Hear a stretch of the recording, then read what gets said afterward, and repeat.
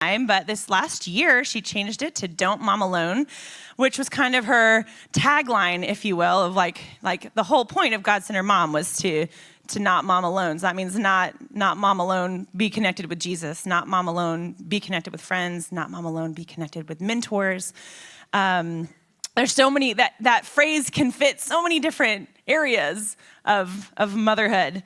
But Heather has been married since the turn of the century, which sounds way more impressive than it is, she says.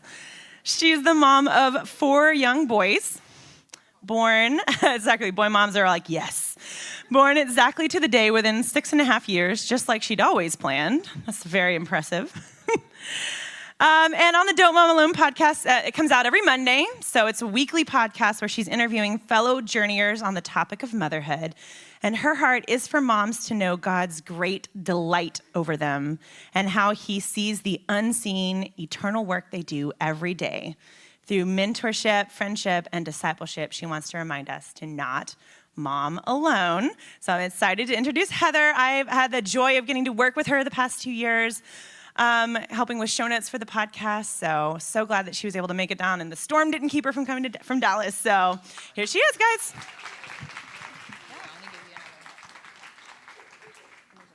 I couldn't podcast without Sarah Jane, just so y'all know. Don't podcast alone. She has saved my life. We've spent a lot of time talking over Voxer, and she helps me brainstorm. And so y'all have a gift in Sarah Jane in your community, if you didn't already know. I'm going to record this just because.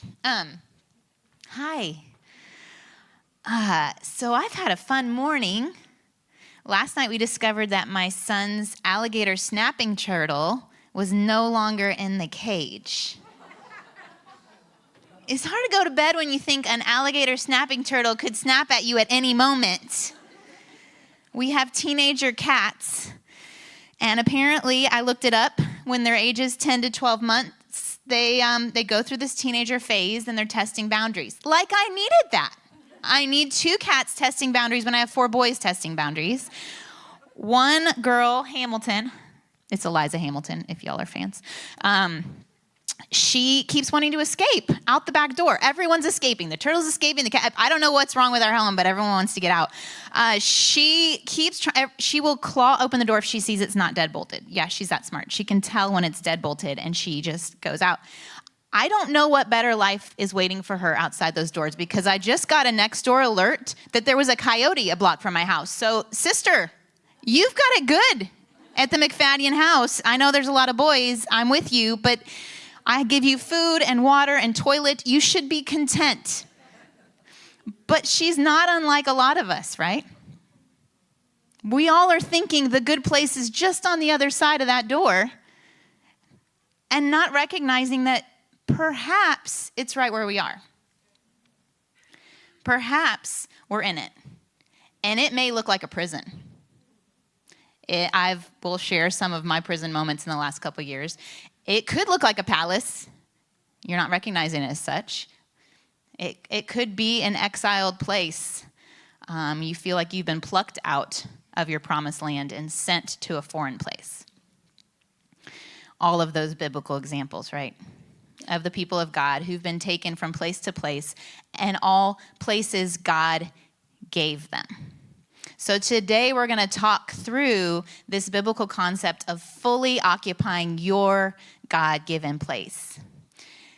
And for me, I got to this message, my roundabout mom journey, when I started off. I thought I'd be super amazing. I don't know about some of you, like if you feared motherhood, but I thought I would be rock star mom. I had a master's degree in 0 to 3 childhood development, speech language pathologist, rocking it. I worked with kids with autism and cochlear implants. Patient much? I mean, that requires a lot of patience, and they speak Arabic. I was really, truly going to be an amazing mom. And yet, the first day in my house after bringing my son home from the hospital, I find myself in my closet bawling with my child screaming, feeling completely overwhelmed that I had no clue what I was doing, and I didn't know how to make him stop. Downstairs, all of my in-laws and extended family, and some lady I don't know who runs some preschool program in Highland Park are all waiting downstairs for me to present my beautiful baby and be the amazing mom. And I'm on the phone with my mom, and she's like, just tell them all to leave. Just tell them all to leave. That's what, she's still in the mom role, even though I'm an adult, right? So I was made very aware very quickly that this job of motherhood was beyond anything I could do, even with a master's level degree. I feel like it's Paul, who's listing off all his, I'm this, and I'm this, and I'm this, and I'm this, and yet he needs Jesus, and I need Jesus every day. And so part of my story actually involves one of your church members, Rachel Lee. I want to call her Kat because that's how I had 3 young boys. I was determined to do this amazing, was failing miserably. I tried the child-centered approach where I put all my energy to making them happy and healthy and wise and all the things and the music classes and all the things. And that works when you have 1 maybe. And then 2, ish. 3, no way, Jose. I'm not making all you people happy very well. They were 3 under the age of 4. I'm so sorry, we're in survival mode, and was not happy. I would wait until the last minute for my husband would wait till the last minute. I would stay in bed as long as possible. He's just about to leave the house for work, and he would wake the beast, and I would out of bed and go downstairs, and they were asking for second breakfast, and I'm miserable, and I haven't even had my coffee, and then the whole day was responding to needs all day, reacting until repeat the next day. And so that's when I experienced the self-centered mothering, where I was like, where's me time? Where's my time? Where's my girls' night? Where's this? I need more time for me, because rightfully so, I was completely depleted. If you're in that season, you are pouring out a lot. You do need some time. There's legitimacy to that. But this was the thing I'd always dreamed of, motherhood, and it wasn't looking so great, and I wasn't doing so great. So a friend, MOPS, my mom's group, like y'all have. This is an amazing group, by the way. At worship, rock star. Amazing. She said, and she's brave. It was my friend, the introverted mom. She's like, Heather, maybe you should check out Kat Lee's Maximize Your Morning. And I'm surprised I didn't slap her. Like, I'm not getting any sleep. Why would I wake up earlier? You're an idiot. Stop talking to me. But instead, I took her advice, and I read the little ebook thing, and I thought, well, maybe 5 minutes, whatever. I'll wake up 5 minutes earlier. And then I noticed on Twitter that they were doing some accountability groups, and Kat actually was my coach. And so even when I got the flu and I almost dropped out because, you try something, it doesn't work. That was never for me. Why did I even think I could get up early and have quiet time with God? That's dumb. I can't do that. But she contacted me when I had the flu. She's like, I noticed you haven't been checking in. Are you okay? You can start back fresh on Monday. Okay, I guess I'm not getting out of this one. So that started a habit for me that continued, and I noticed that God was actually speaking to me about my motherhood, imagine, and I started writing about it online, and that's where God-Centered Mom came about. But I had an issue, like a little bit of a misinformation about the whole God-Centered Mom thing. I thought that, so if pride, I'd read this little book, pride is all about me, and I'm in the center, that me-centered motherhood that I tried, then humility is God-centered. I'm shoving God in the center. Like, I'm just going to get him in there, and there's going to be this checklist, and I'm going to worship this much, and I'm going to pray this much, I'm going to read the Bible this much, and I'm going to force myself to be the most God-centered mom there is. When I had an anxiety attack, and I'm not even joking, literally ended up in a counselor's office because I had made it so much pride in my humility, right? So much pride in being all the things for all the people and doing it all well and checking things off the list, and I'm going to look so amazing, and I'm going to be so God-centered. That's not it, apparently. I started reading more of the Bible and realized, like the songs we were singing, God is all around us, and God has promised to be within us, and I don't have to strive to shove him in. I don't have to strive to be in his presence. His presence is there. His presence is in me. I need to remind myself that it's true. I need to remind myself that I'm in the God sandwich of his presence all around me, his presence within me. That's God-centered. Because have any of y'all wanted to be a good mom? Anyone? No one? No one's? Oh, yeah, every single mom, right? Every single mom wants to be a good mom, and every single mom is fearful that she's going to fail. I've had this. If I clue in too much to social media, or I'm hanging out with some moms from school or church, and they're telling me all the things their kids are doing, or I see, oh, that child got another award for some violin, whatever, and I'm thinking, I'm the worst mom ever. I failed. I was supposed to do that. I was supposed to sign up for this. I'm failing. I don't know what the beep is. It's fine. We'll ignore it. It's fine. It's just fine. There's no fire. There's no worries. We're fine. Just shut the door. It's fine. Holy Jesus. All right, Jesus, we're here.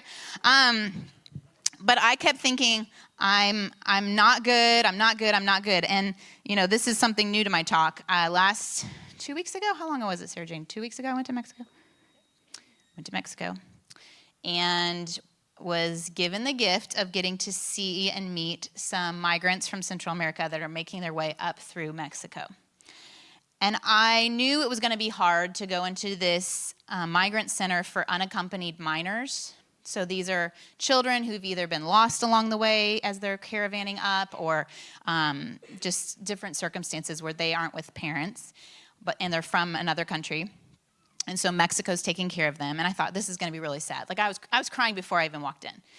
I did not know I was going to meet moms there. Child moms. I walked in and there was an 11-year-old with a 1-week-old baby. Y'all let that sink in. And they told me not to cry in front of the kids. Seriously? For real? And then I ended up talking through a translator with a 14-year-old with an 8-month-old baby.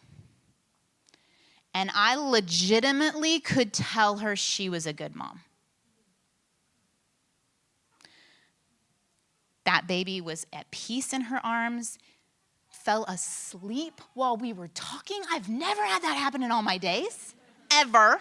Not my boys, but this sweet little boy, totally content, totally knew his mom loved him, and he was safe. There was connection. Why are we complicating this in America? She's a good mom. She's a good mom. She's in a government-run migrant center away from her mom, who had to leave her there so she could move on, because you have to get a job and you have to keep going. So she thinks her mom's in America. She's hoping in 4 years she can go meet up with her. I'm hoping this sweet girl is met with some kindness at the border when she's hoping to meet her mom in 4 years, right? So if she's a good mom, we got work to do, especially as believers, right? We have work to do. One foundation is to redefine good. So I did a little research. It could be heretical. I don't know. But I like what this guy I found on the interwebs said. He was looking back at what the Hebrews, when they drew out the Hebrew word for good, what it would have meant to them, the pictographs. And the pictographs, I don't have it because this is new to the talk. The pictographs that he found would mean to them that good is this: man made from clay, safe in God's house.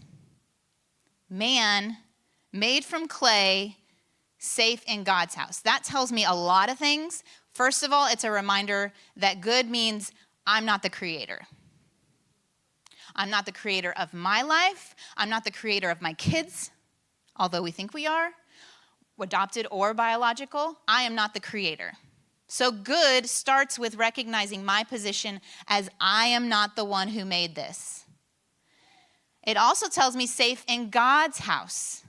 Safe in God's house, because what is our one driver? The thing that used to make me crazy as a mom, that I was scared I would fail at keeping my kids safe. My husband and I were going to go on our first trip away, leave my oldest son with my parents, and I was terrified. I was wrecked with fear that he was going to drown while I was gone. obsessed with the thoughts that something was going to happen to him because I was believing the lie he was only safe in my presence. I'm the keeper of the safety, not God. And I have a cousin whose son did pass away at 2. He drowned. So what do I tell her? She was a bad mom? He wandered off, a neighbor's pool. It's just circumstances. But is that boy safe in God's house? The one who drowned. So is it good? This is complicated, right? We're switching all of our words. It's not good is not comfortable, convenient, and controlled. That's what we want good to be. Comfortable, convenient, controlled.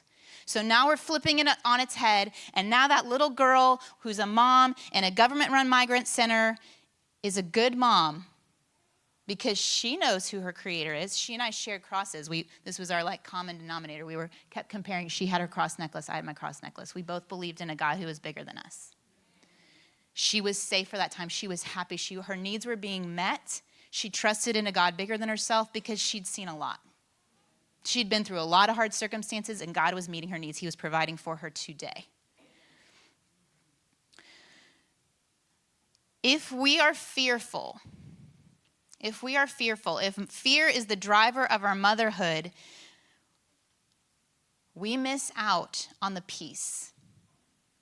We miss out on the peace of recognizing that we are in the good place right now. We're in the good place right now. For me, fear of missing out was a big driver for a long time. I had to do some, y'all know Dr. Carolyn Leaf? I know I'm in Antioch's house, so woo-woo, Dr. Carolyn Leaf. Okay, you're comfortable with her. Okay, she's looking. So we know Carolyn Leaf. So I did her whole brain rewiring thing, and I brought to God my lie of I'm afraid I'm missing out, and I said, tell me the truth to replace that lie. And God told me, Heather, if you're in the middle of my will, you're never missing out. If you're in the middle of my will, you're never missing out. A group of my friends were in Florida this week. I was sad I couldn't be with them, but I wasn't wrecked like I used to be for missing out. That trip was not for me. That space was not mine to occupy. I'd just been gone for 2 weeks. My family needed me. This was not the right choice to go to Florida with a bunch of girls this weekend. But it was only because of that time I took to recognize I need to know God's will. How do I know God's will, right? That's the big question. If you're saying, I'm never missing out if I'm in the middle of your will, what's your will? Where's the place you're giving me? What's the space that you're giving me? And that's when I want to spend some time helping you process so you can have confidence in the assignment he's given you today. So you don't have to hustle to create your own space. You don't have to try to sneak out like my cat and try to get in the bushes and get eaten by a coyote. Don't do that. Just peace. Occupy the spaces he's given you. And you can go to the next slide. I have no idea what's going to be on it because it's been a while. I think it's a quote. Yeah. Oh, I have the clicker. What the heck? Heather, focus. Oh, turn it around. That would be good. There we go. Oh, that's not it. That's the wrong way. That would be the song. Anyone want to sing? Am I going to hit it too many times? It's going to freak out on me. Okay, all right. So when I said I was trying the child-centered and me-centered and then God-centered, and I had the humble thing all mixed up. Okay, I'll get to that in a second. Let me read you the quote. This might resonate with some of you in this whole, what is my space? How do I live at peace? What is good for me? This is a quote from Jess Connolly and Haley Morgan's book, Wild and Free. Women are living defensively. When we feel like we're not enough, we try to puff ourselves up and get big. It's easy in a world that says, do big things, to feel like you don't measure up. On the other hand, when we feel like we're too much, it can be tempting to get low, even if it's with self-serving false humility. They're two sides of the same coin, both too much and never enough all the time. Some of you are amazing at planning child birthday parties, and you should not stop. You should not stop. That is not too much for me. I can handle it because you're occupying your space. Also, some of you are in a place where you need to just be quiet, and that's okay. It's okay to be in a place where you're taking care of your family and you're being faithful to that. We need to recognize that humility isn't this beating ourselves up, woe is me, I'm the worst.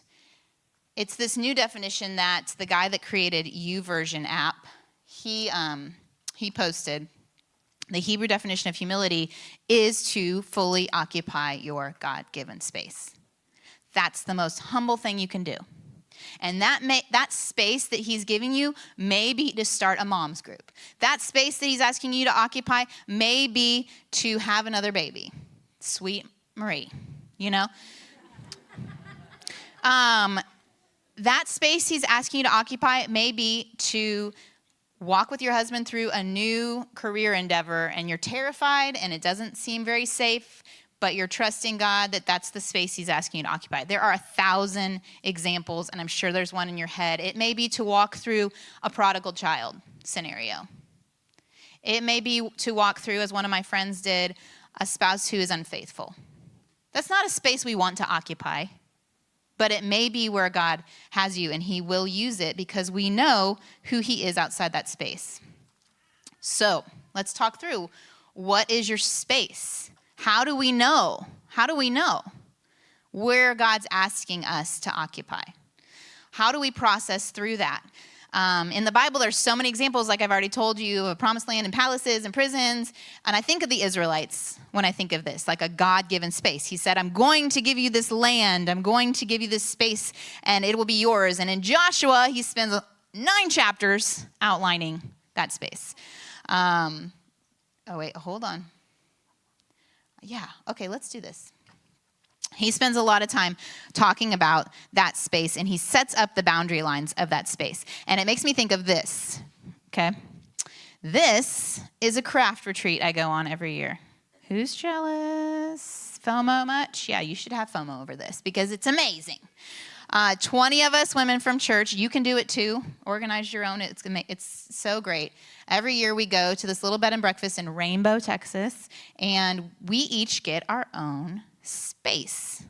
A table, a folding table with our own little desk lamp and our own little plug that we can plug our whatever in, and a little cup holder, and there are chick flicks being played, and the owner of the bed and breakfast makes all our meals, and there's a snack table with chocolates, and it's amazing. What I'm always interested in is what people bring. It's such a variety. You can see in the picture on the top left is a friend. She was writing her first short story. So each year she kind of brings a little thing to work on to write.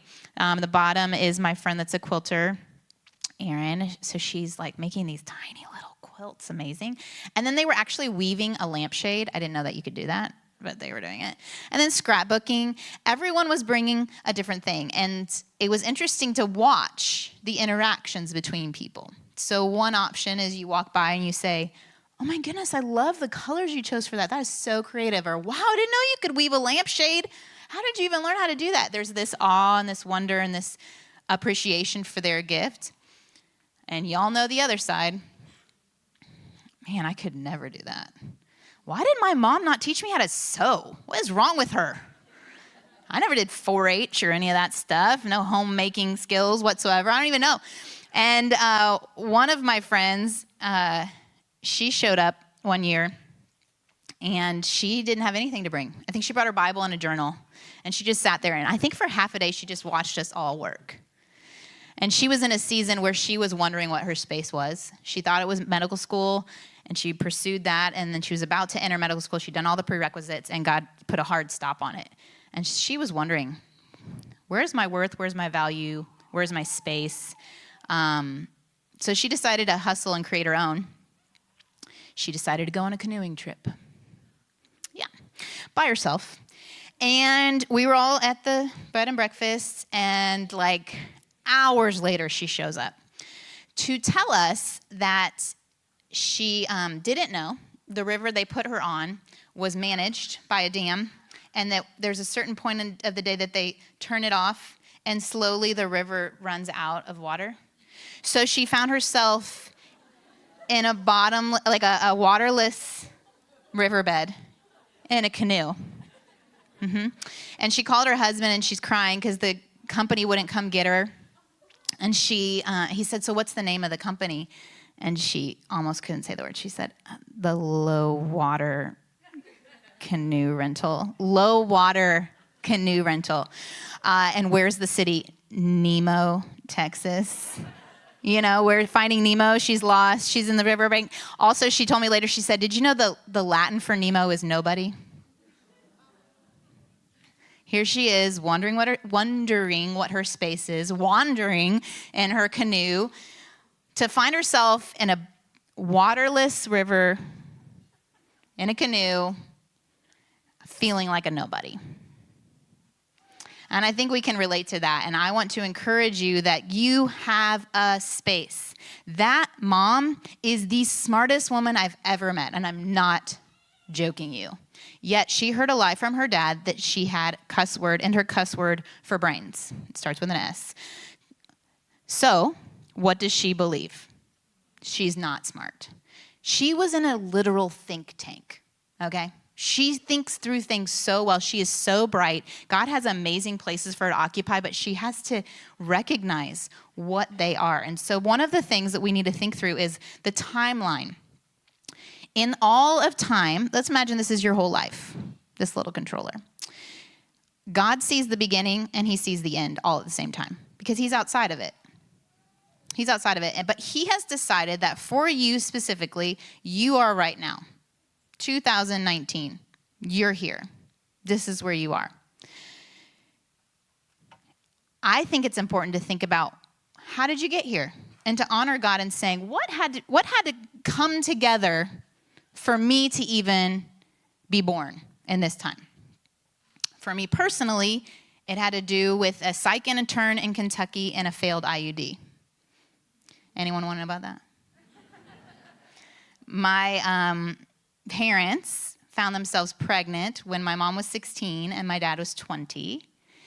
They decided to have friends take them to the airport. They flew, which I'm amazed at that time. They flew a little airplane to Kentucky because we were from Indiana. You could get married at 18 in Kentucky. Notice my mom was 16. So they got to Kentucky and they lied about her age. We just saw the marriage certificate. It's crossed out. It said 18. They crossed it out 16 because my grandparents found out from the girl who drove them to the airport that they were planning to do this. My grandparents called all the judges in Louisville and said, and finally found the judge and said to put my dad in prison because he was over 18, and to put my mom in foster care, that they did not have approval. So they got childcare for my aunts and uncles, and they drove down to Louisville, and they were with this psych intern in Kentucky, and he convinced them to let my parents get married. Yeah. So I have a sister who's 16 years older than me because I came along a lot later. My mom, the space she was asked to occupy as a teen mom, right? Then she had my older brother, who 5 years after that. And then she has a 16-year-old and an 11-year-old. She thought she was moving on in her life. She was actually really involved in speaking ministries, Christian women's retreats. That was a big deal to get asked to do that in that day. And she was talking to a woman about to be given this big position in women's retreats the day she found out she was pregnant with me. And I can imagine that was a hard amount of news. You all as moms can know. You're thinking, okay, sure, I can handle all these little years, but they're going to go eventually to school, or if we homeschool, eventually they're going to get married. I mean, eventually I get to have my life back. And my mom was in that phase. She had an 11-year-old and a 16-year-old, y'all. And she's pregnant with me. The IUD did not work. I was in there in it with it. So I think it would be good to think through what part of your timeline do you need to thank God for and acknowledge that that's part of your space. That's part of your space that he's asking you to occupy. One of the boundary lines, if we're going to consider that Israel analogy, is your time here. We're also going to talk about your place, your physical environment. Maybe you're not from Waco. Maybe you don't want to be in Waco. Maybe you don't even want to be in Texas. Maybe you want to be in Africa. Maybe you had different plans. There's a friend of mine in Dallas. She and her husband had very pure-hearted plans to go to Africa and be missionaries there. And it was door after door after door shut. And now they run a refugee ministry in Dallas. And it's exactly the space God wanted them to occupy. But it didn't make sense as they were walking through it. It doesn't make sense. Or maybe you wish you were there and you're back here and you're thinking, oh, why'd you bench me? This feels like a benching, God. But consider why. My boys go to a school where a lot of kids attend live in a very, very wealthy neighborhood called Highland Park. We do not live in Highland Park. We live on the other side of the tracks. I've had moms literally say, I've never been over here. I'm like, it's like 5 minutes from your house. It's not even that far. It's fine. It's the space God's asked us to occupy. We've been in the same house for 16 years. We've had lots of conversations about moving, but God wants us to stay. And when my kids were really little, I used to walk the neighborhood because the third thing down, the talents and interests, I love being outside. I love being outside.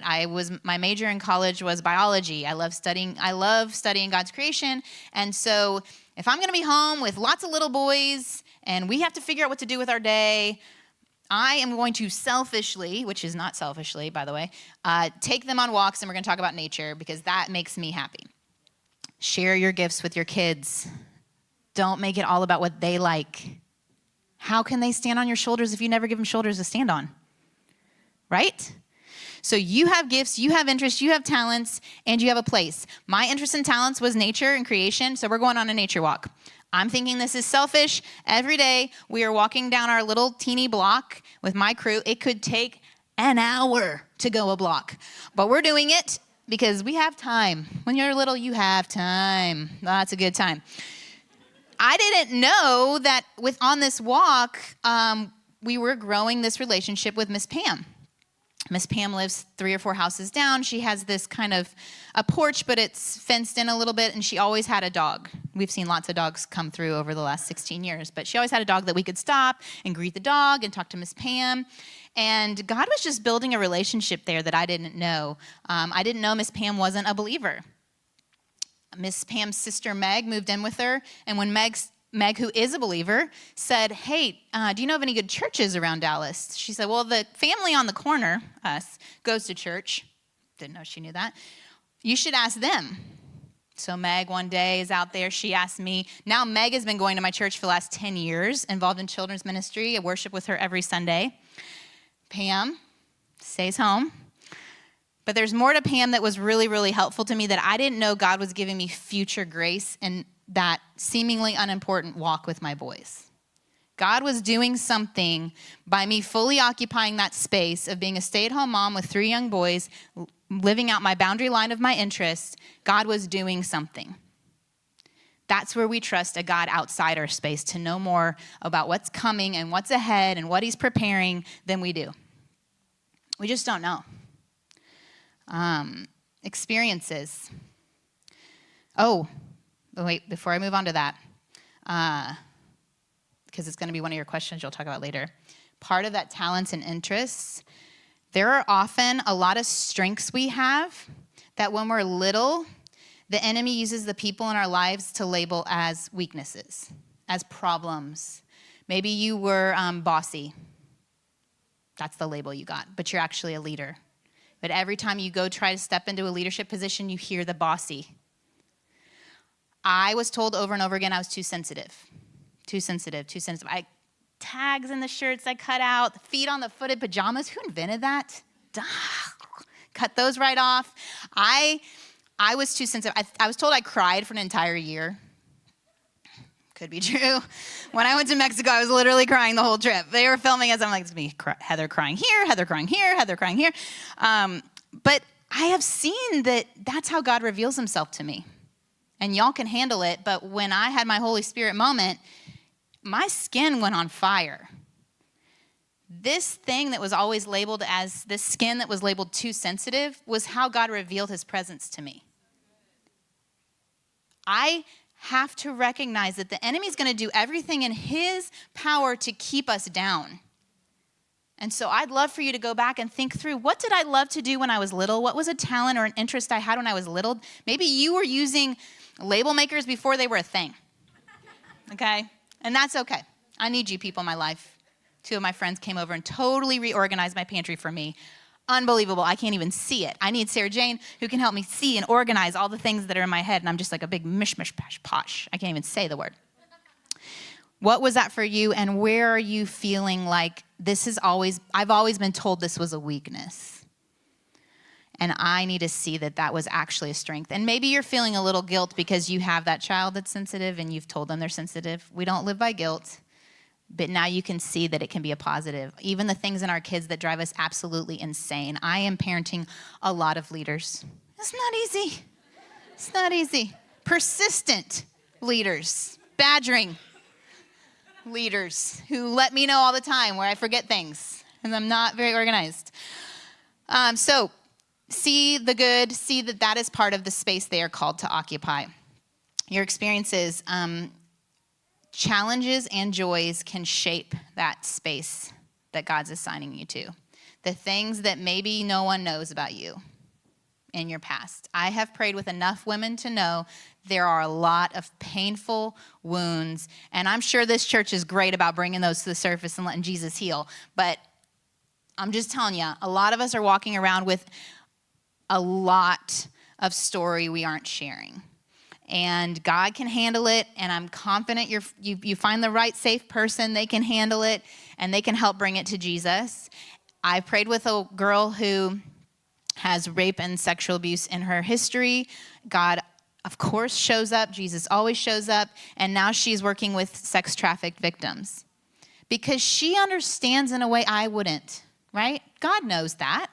She understands the lies that they're tempted to believe that I wouldn't. I could have compassion. I could have sympathy. I could bring them to the right resources, but she gets it. She can occupy that space in a way I can't. And so we need to even honor each other's. Maybe you are super passionate on a topic because it's very real to you. You have to give freedom to your sister who's not as passionate about it. We're not all going to be passionate about the same things. We're not all going to be passionate about adoption. We're not all going to be passionate about missions. We're not all going to be, y'all are saying, well, we all should be passionate about missions.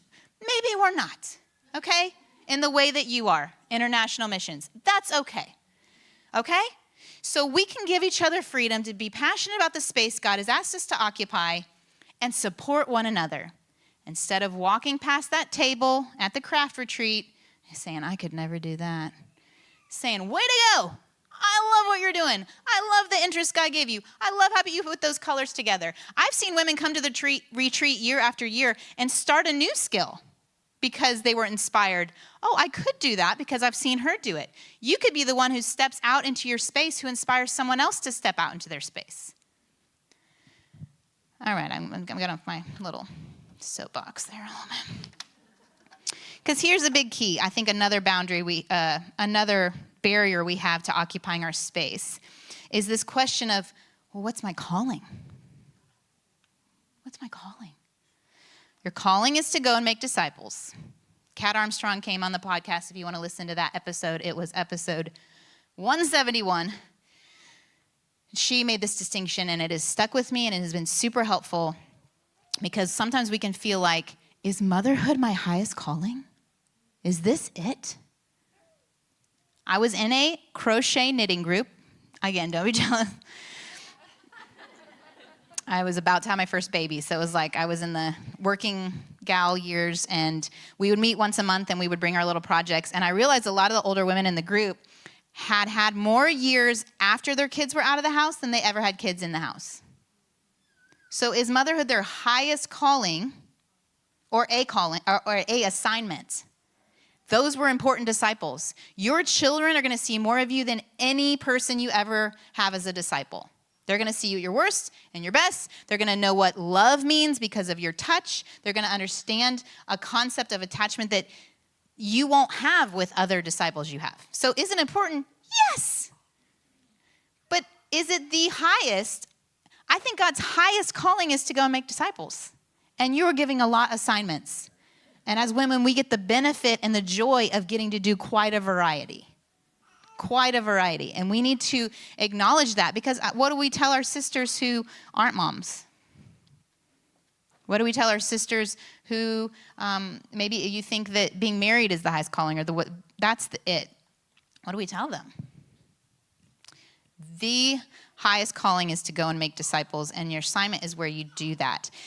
We see in the Bible over and over and over again, now that you have this language of like occupy your God-given space and assignments, you're going to see individuals that have been given different assignments in different places. Abraham, he left the family he knew to go pursue this promised land. Joseph, betrayed by his brothers and asked to occupy a space in Egypt in a prison, but then to occupy a space of being second in command and saving the entire people of God, children of Israel.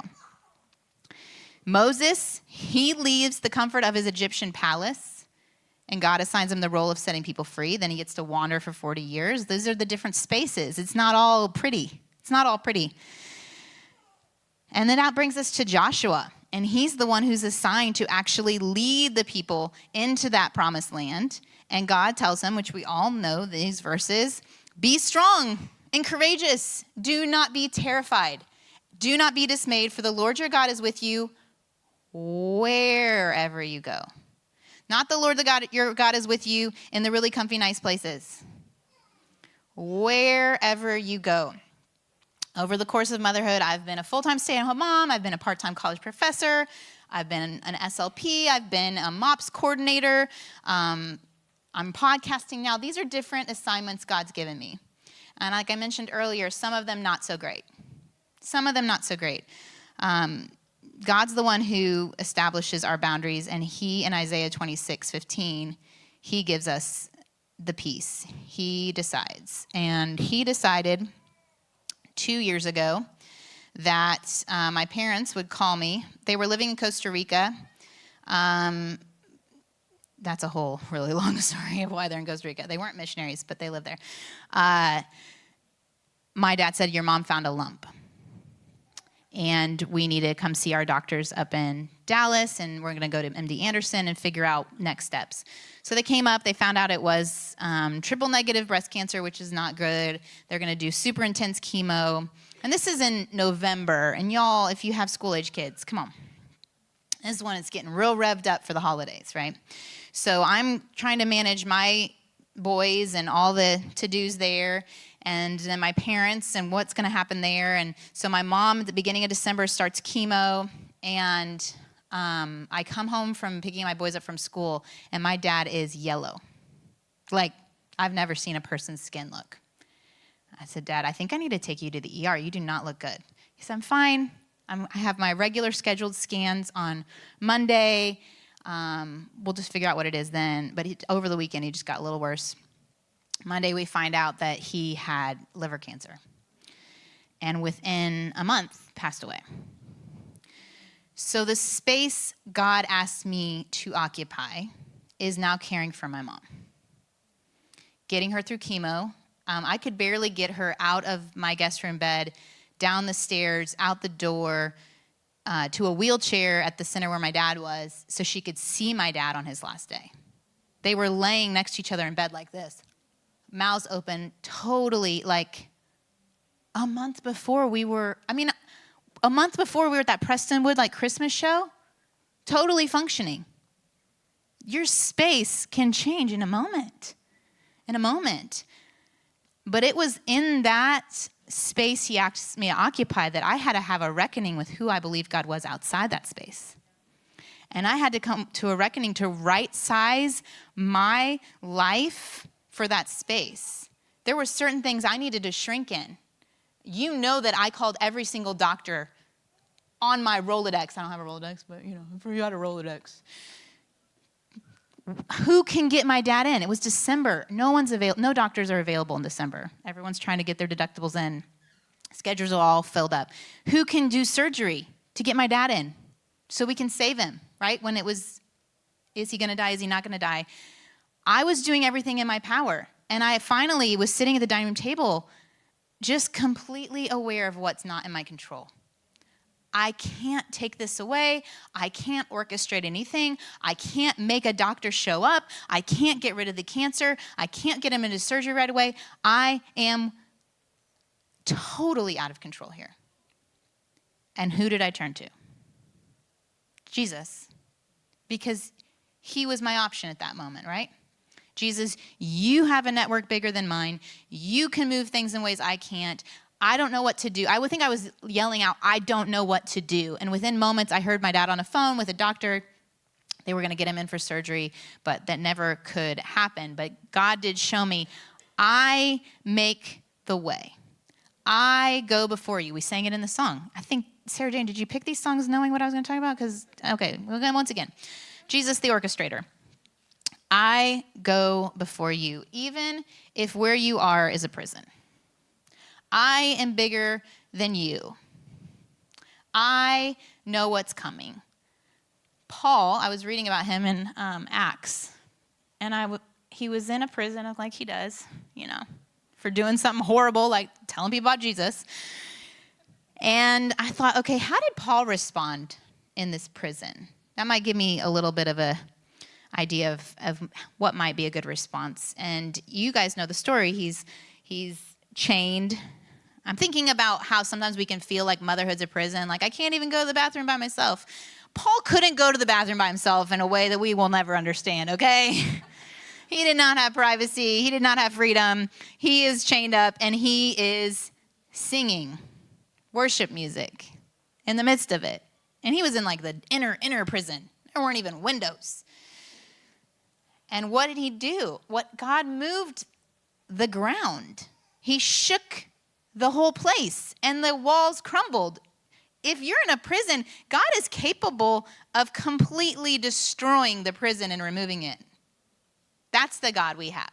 He may or he may not, but can he? He can. He can. So, this is the important part. So Paul's in the prison and the walls fall down, and he's not like, see y'all, peace out, I'm gone. He sticks around. He sticks around the prison, and then the jailer's saved, and then the jailer's family's saved. Paul doesn't leave that place, I noticed, until the authorities said, go in peace. And for you in a prison situation, I think there's going to be a moment where God's going to say, okay, we're done with that.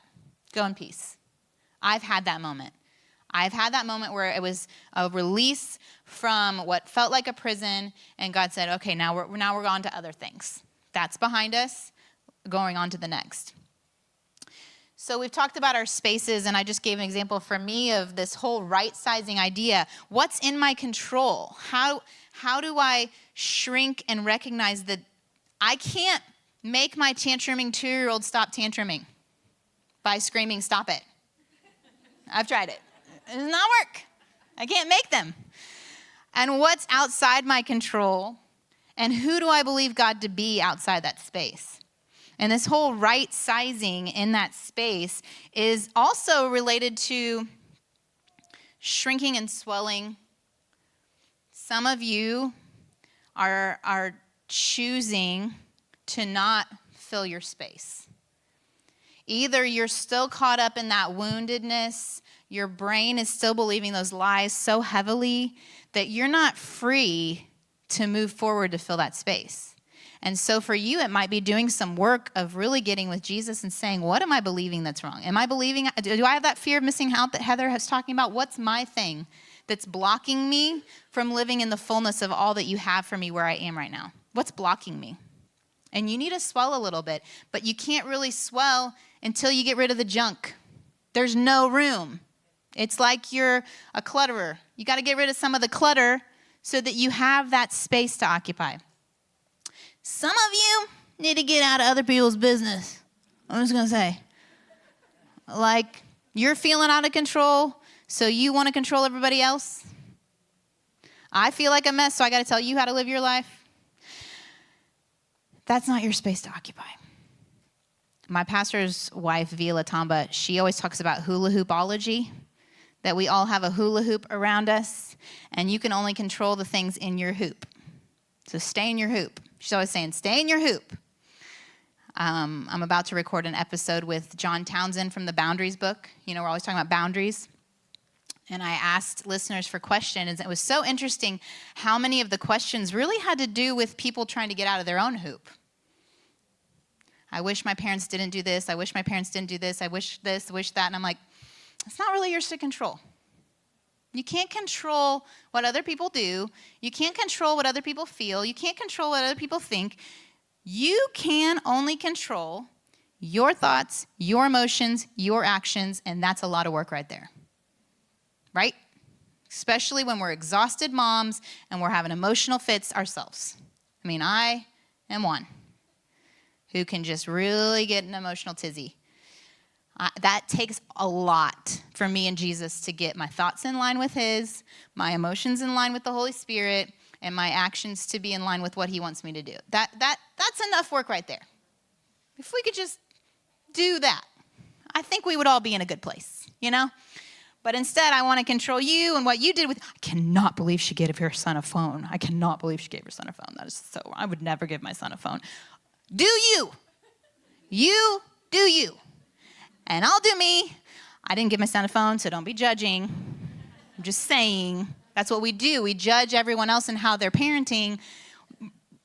Are you really in line with what God wants you to do with your parenting? Put all your energy there. Right size yourself. So I think we got that. Y'all get that? I spoke once and they're like, I didn't understand the right sizing thing. If I covered it enough that you get what I'm saying? If you want to do more work on this, our small group did a 12-step program. Do you have that at Antioch, 12 steps? No? It's like a Celebrate Recovery, like a recovery group, but for all of us, because we all need recovery, not just addicts. We are all addicts to something. We are all in patterns of wrong thinking and wrong feeling and wrong actions. And it helps you work through that so that you can get right with God in that and trust God to help you through that. Who do you believe God to be outside your space? Every summer we go to Pine Cove Family Camp, and last summer was when God did the go in peace for me. Coming into camp the week before, my friend that was in my wedding, my high school friend, her son was killed in a car accident. The Saturday before I went to camp, a friend from school, her 6-year-old, they found a brain tumor. And I was coming off of, a year with taking care of my mom, not really grieving because you're in survival mode of taking care of the other parents, and there's no space when you're a mom to grieve. So I was still I was physically sick. I was seeing a doctor because my numbers were all off. My cortisol was crazy. My thyroid was a mess. I'd gained like 40 pounds. I didn't know what was going on. So physically ill, not grieving. Then I get this horrible news of a friend, her grief. And I head into family camp, and the week we're going to be talking about was Ruth. That week, the director was talking about Ruth. And he was talking about suffering. And he made me realize something. He said, okay, he's talking about Naomi and how she says, just call me Mara, bitter. Who wants that name, right? He said, worry is when you are afraid God's going to get it wrong, right? We worry like he's not going to get it right. He's not big enough. I worry my son's going to drown while I'm out of town. I worry, all the worries. Bitterness is when we believe God got it wrong. And something in me was like resonating so strongly. Oh my goodness, I'm bitter. Oh my goodness. It's rotting me. I am physically broken because the bitterness has been growing that I totally believe God got it wrong. Church girl, God never gets it wrong. Soul level, God got it wrong. God got it wrong. My friend's son dying in a car accident, God got it wrong. My friend's daughter with a brain tumor, God got it wrong. And here I am at Pine Cove. Oh my goodness, God got it wrong. But he's so good that he made me aware of my bitterness in a place, we call it like the greenhouse effect, Pine Cove. It's, they kind of take care of all the meals, and you have a nice place to stay, and your kids are all happy, and so there's space for you to work on your junk. It was a good space for me to be in that God gave me to work on my junk. And he not only did that, he gave me good friends who were there, who prayed with me. And that night I shared with them on the porch at Pine Cove. I was like, I really am, oh my goodness, I'm bitter. Call me bitter. And so they prayed with me, and God supernaturally, I know y'all believe it, he supernaturally just uprooted that when I said, God, forgive me. I'm aligning myself with you and the truth. And I'm confessing right now, I have been believing that you got it wrong. And when I did that moment of confession, and y'all know the power of it, when I just say the words out loud of my wrong belief, he is so faithful to forgive. He's just waiting for us to acknowledge it out loud. God, I have been believing you got it wrong with my dad. And supernaturally, just uprooted. 2 days later, I was in that same room where I heard that truth. I was dancing with my family. I hadn't done that in almost 2 years. I was dancing with my kids. He says he turns our mourning into dancing. It is true. It is true. I had felt free. I got healthier.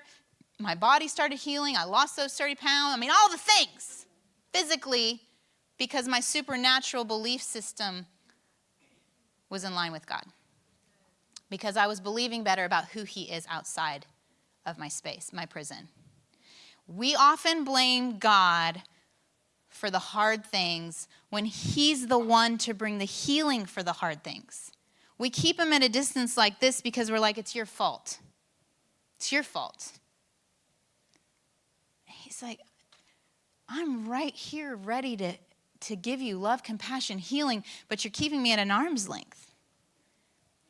Because we have to recognize when we go through suffering or we're in a prison place that we've been assigned, God can, like I said, God can shake the walls. He can heal cancer. He can do all that. We believe he can. He doesn't always, and we pray with expectancy that he will, but he doesn't always. He's sovereign over all. God cares. He loved my dad more than I do. He loves your kids more than you do. He cares. It can feel like, do you even care? How could you let an 11-year-old girl have a 1-week-old baby? What kind of God does that? But is he caring for her? Does he love her more than I ever could? You know I wanted to sweep up those mamas and bring them back here. You know that was my plan. Like, we're just going to get them on the bus. We're going to bring them back to America. I'll just fight through I'm going to put them on the airplane because I'm trying to occupy a space that's not mine. They were happy. I'm feeling pity. I'm feeling sadness because I know that this was not God's intention. But they were happy. And their babies were happy. I don't have a better plan than God.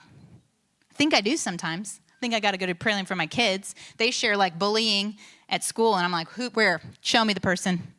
I'm taking them down. Last night, one of my sons told me about a group of boys making fun of him about something.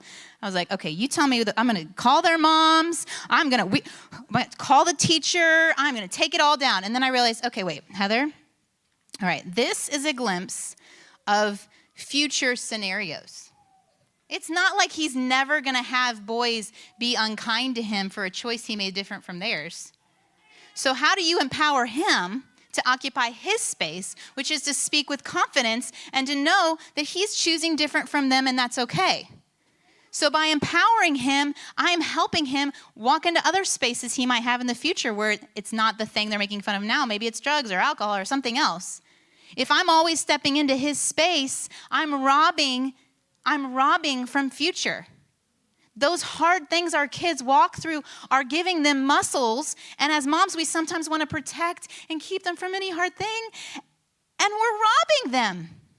And now we've got college kids. They're a mess. I'm sure over at Baylor, y'all could go take a tour and see all the mess. I'm sure there are lots in counseling or trying to sort things out that their parents never let them walk through.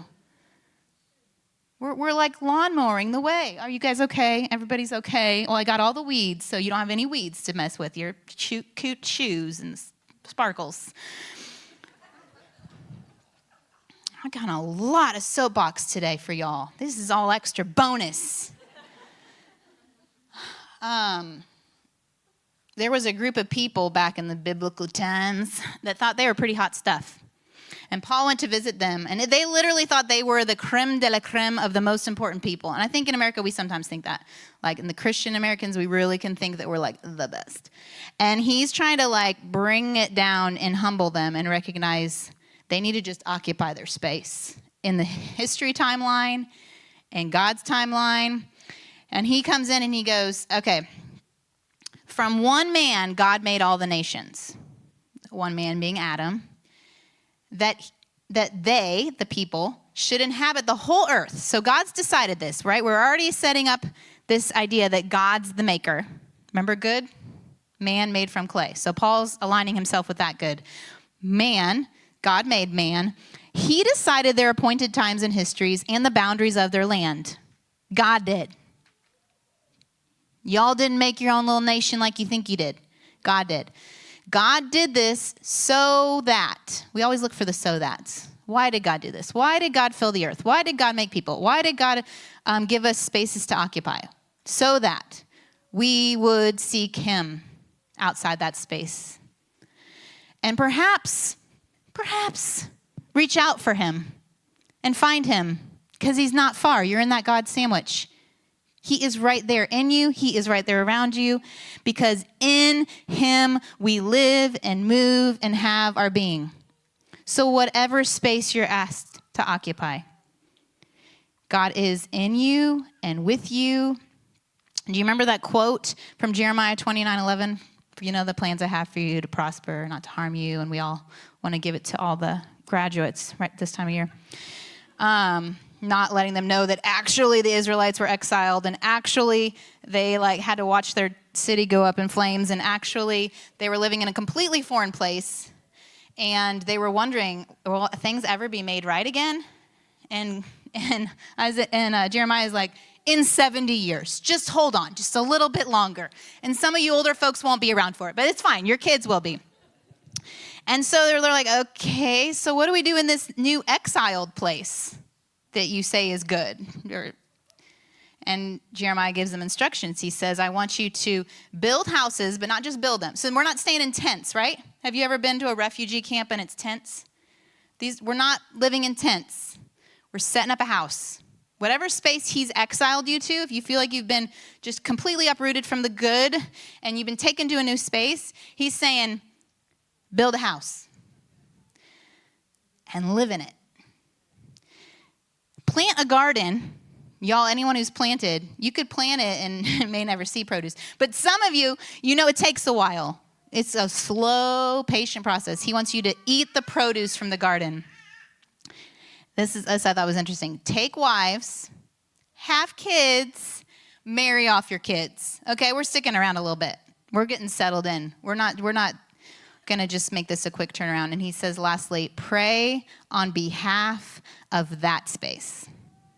Whatever space, palace, promised land, prison, exiled, you pray for its welfare and you will find your welfare.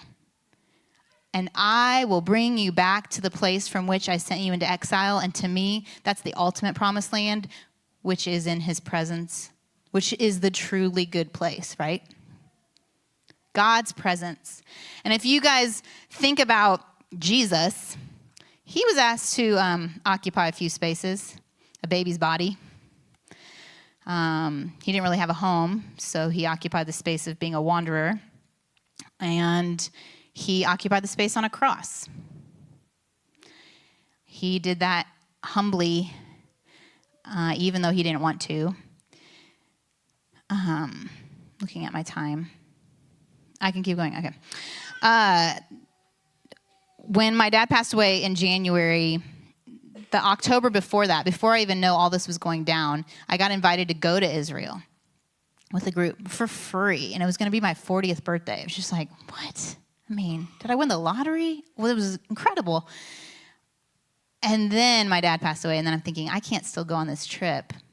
But he orchestrated it because my mom was living with us, and she was doing well in that March. And she's done well. She's living on her own in Florida. She's visiting me this week, but she's doing great, in case you were worried about that.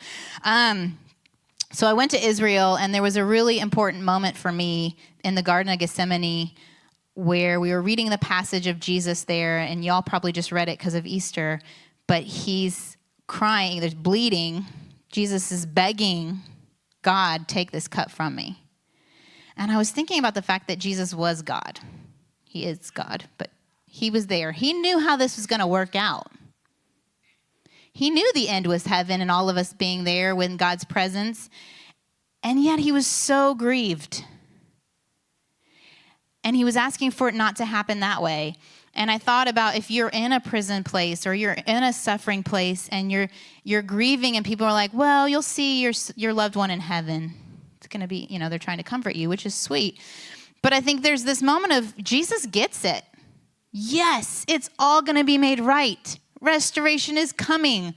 And yet, I can be really sad right now. And that's okay. If you are really sad in the space God's asked you to occupy, I just want to give you space to grieve that. It's okay because Jesus did. And you can say, I want it to be different. And that's okay. He can handle that. He can handle it. I want to get back to Pam. Because remember how I said that was God's future grace? That walking the neighborhood? One day when the doctor told my mom, you need to exercise, we need to rebuild your muscles after the chemo, I saw Pam. She'd had a brain aneurysm 5 years ago, and she had a hard time walking her dogs. And so she was out walking her dogs, with her cane and the dog, and I was thinking, my mom needs to walk. Pam could use some help. Pam, meet Kathy, your new friend. And so they started walking in the neighborhood together, and Pam started helping taking my mom to doctor's appointments. And this afternoon, Pam's taking my mom to another doctor's appointment so I can be with y'all. God knows the future grace we need. Pam went to my son's musical Saturday night. She'd never been in a church, but she was in one that looked like a church. It was our Providence Christian School. She came and supported my son. My boys will walk her dog sometimes. There's a very sweet relationship. God does more. He knows more. Trust him. Think about my mom. The space of occupying. She has a 16-year-old, an 11-year-old. She gets little old me. Who's the one who cared for her when she lost her house, her home, her husband, and her health? The child that maybe was a disruption to her plan. You don't know what God is doing. Trust him. Trust him. Take heart, sweet moms. He has assigned you to this time and this space for his purposes. No assignment is too big. No assignment is too small. We just need to right-size our life to that space. Be strong and courageous. Do not fear, for the Lord your God is with you wherever you go. I'm going to pray over you. Dear Lord, I thank you for these women and these moms. I thank you that we got this time together to talk about you, God. I thank you that you are the one who orchestrates. You are the one who sees us through, that you are just as present with that sweet 11-year-old mom down in Mexico as you are with this mom today who is doing her best to be a good mom. I pray that she would hear truth from you and that you would block her ears from the lies the enemy keeps trying to whisper in her. I pray that you would be ever present to heal and align her beliefs with your beliefs, that she could confess those in the supportive community and receive full healing so she can walk in the freedom to do the things that you've assigned her to do. We have work to do, God. We have kingdom business. We are bringing you here, God. Help us, empower us. Holy Spirit, I pray. In Jesus' name, amen. Okay, and this is what you can find me. And if you want to win an amazing mom giveaway, go to Ola Heather. If you don't know how to spell Ola, it's H like Heather, O-L-A. OlaHeather.com, and you put your email address in. 1, you'll get an email from me once a week. I promise not to spam you. And 2, you'll win. You could maybe win house cleaning, dinner, shirts. Oh, don't Mom Alone shirt. A little Yeti mug and some Starbucks and some books. So if you want to, and then we can stay connected too. Thank you all for listening to me.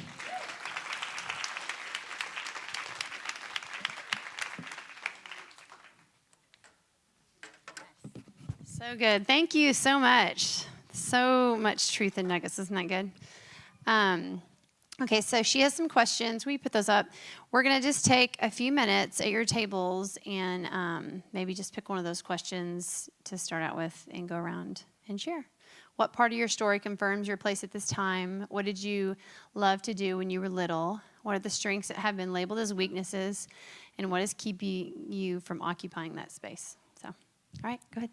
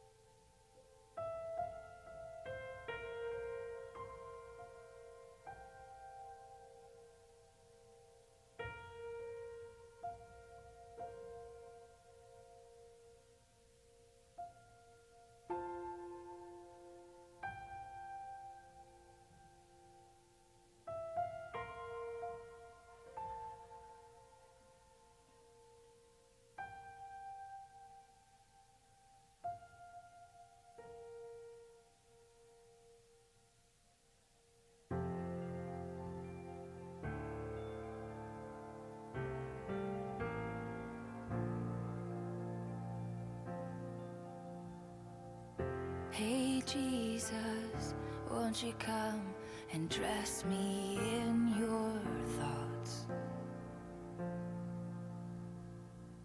Pick out your favorite ones, I'm holding out my heart. You cover gray, empty space with color from your will. Deep love pouring out and filling up my shell.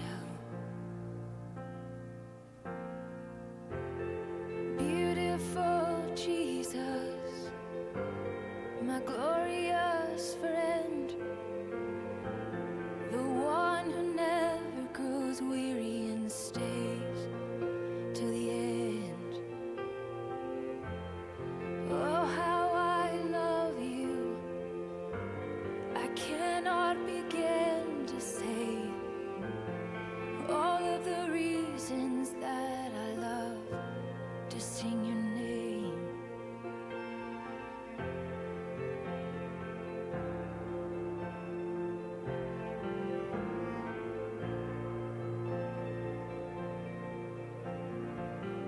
Holy Spirit, won't you come and cover me in light? Illuminate the dark space with color yellow bright. Like the stars coming out and filling up my night. The glory of your promises, you make wrong things right. Oh, you make wrong things right. Beautiful Jesus, my glorious friend, the one who never grows weary and stays to the end. Oh, how I love you, I cannot begin to say all of the reasons that I love to sing your name. Beautiful Jesus, my glorious friend, the one who never grows weary and stays till the end. Oh, how I love you, I can't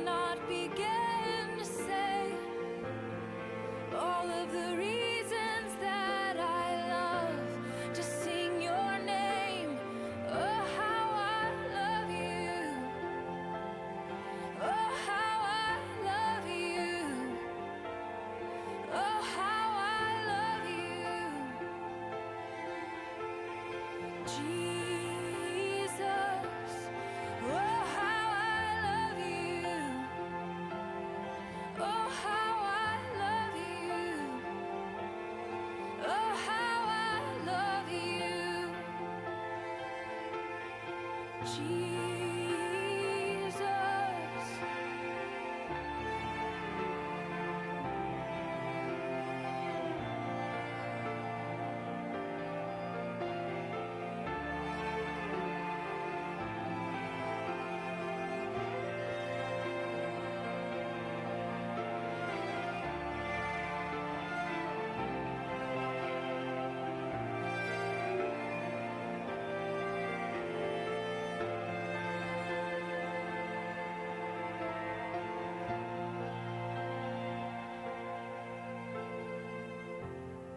I love you.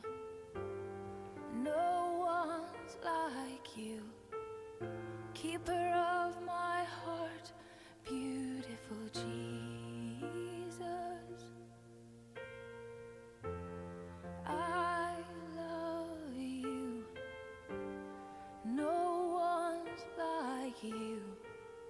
Keeper of my heart, beautiful Jesus.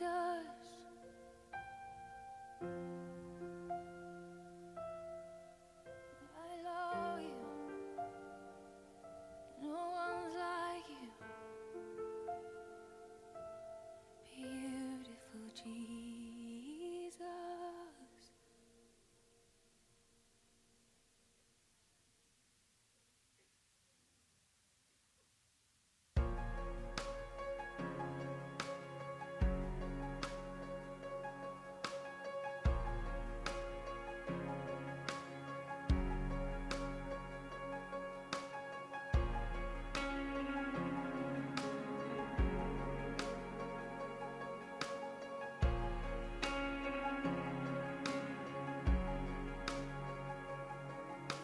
If oceans were filled with ink and the sky were a blank page, still I would run out of space. Tell of all this love.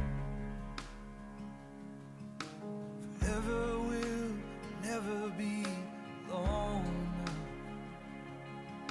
to come to the end of an endless love. Pour out songs like the oil from the widow's jar.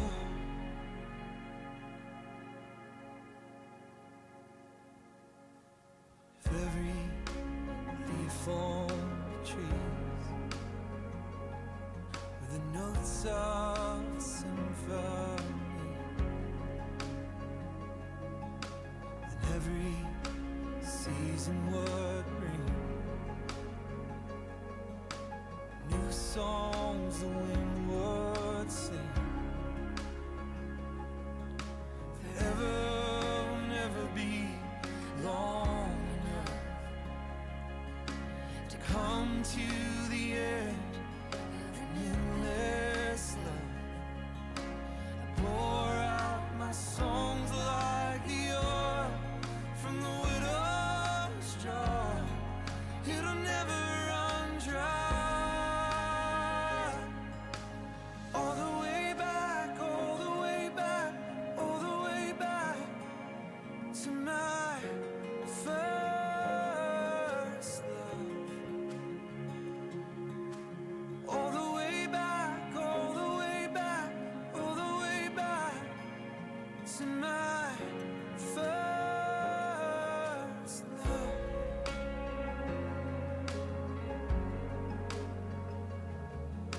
I thought I had to be strong, somehow earn this love. And the truth has been all along, I only have to fall.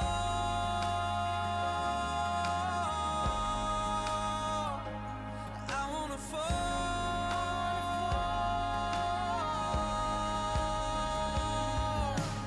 All the way back, all the way back, all the way back to my first love.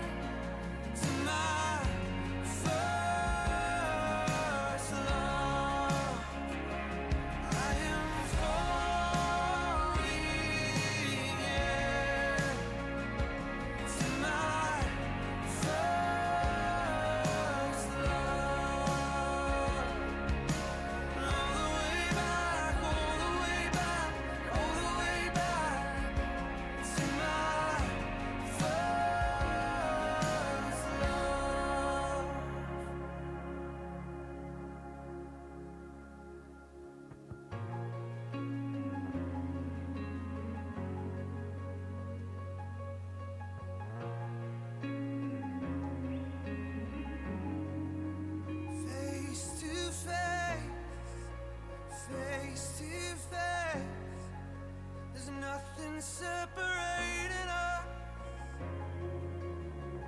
There's no sin, there's no shame.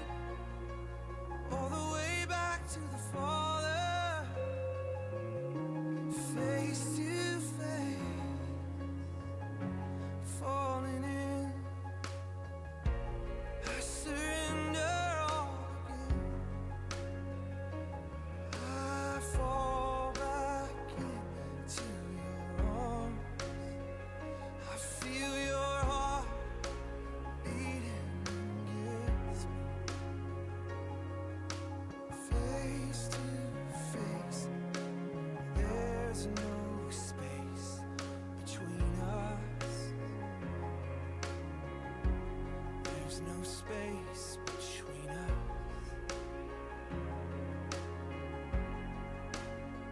Through the blood, through the water, through the grace, I come back to the Father. Through the blood, through the water, I'm born again. I'm falling in. Everything I lost in a garden, I find again in the Father. Everything I gave away, grace returns to me today.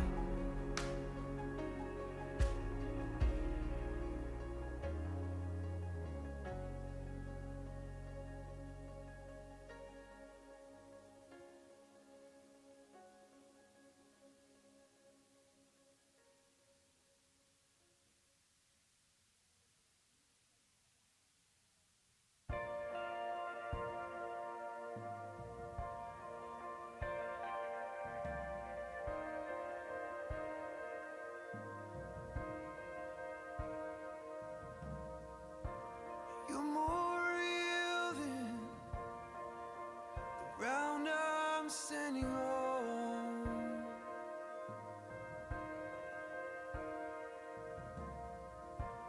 You're more real than the wind in my lungs.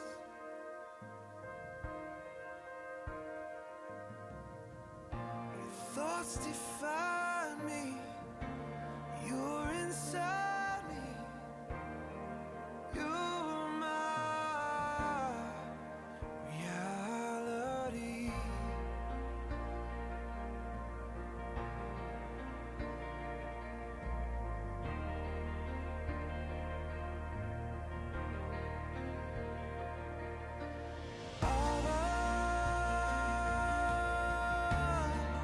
I belong to you.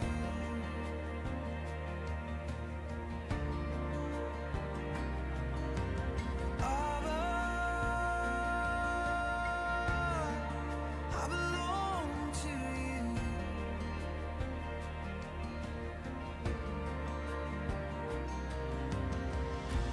Closer than the skin on my bones.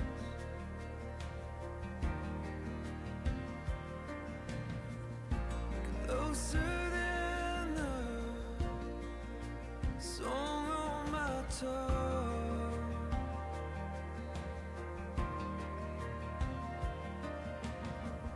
Your thoughts define me. You're inside